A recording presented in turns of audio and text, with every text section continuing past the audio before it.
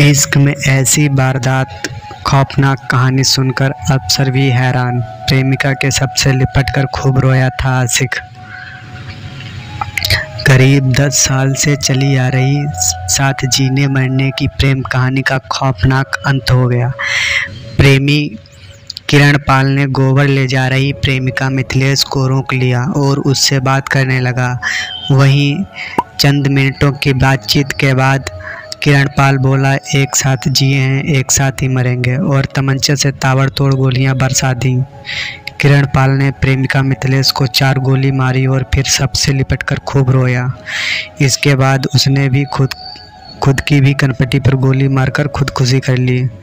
इस सनसनीखेज वारदात से पूरे गांव में दहशत फैली हुई है और कोई भी मुंह से कुछ बोलने को तैयार नहीं है।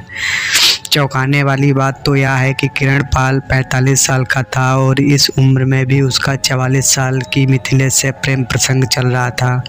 दोनों के 5-5 बच्चे हैं। बताया गया है कि दोनों के बीच करीब 10 साल से प्रेम प्रसंग चल रहा था। वहीं पुलिस ने दोनों के शवों को पोस्टमार्टम के लिए भेजा था। पोस्टमार्टम होने के बाद गांव में ही दोनों चिताएं एक साथ जली। किरण पाल और मिथिलेश दोनों के परिवारों में कोहराम मचा है और परिजनों का रो रो कर बुरा हाल है। परिवार में किसी भी सदस्य को ऐसा अंदाज़ा नहीं था कि ऐसा भी हो जाएगा, लेकिन कहते हैं ना कि इश्क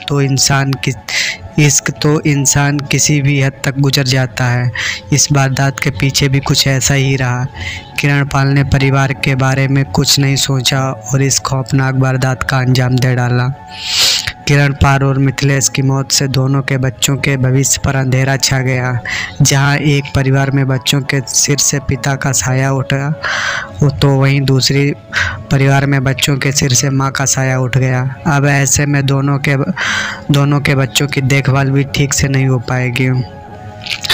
यह घटना मेरठ जनपद के छत्तीसगढ़ के दुर्सेसपुर गांव की है। शुक्रवार को सुबह पुलिस को घटना की जानकारी मिली तो स्थानीय पुलिस ने उच्च अधिकारियों के मामले की जानकारी दी।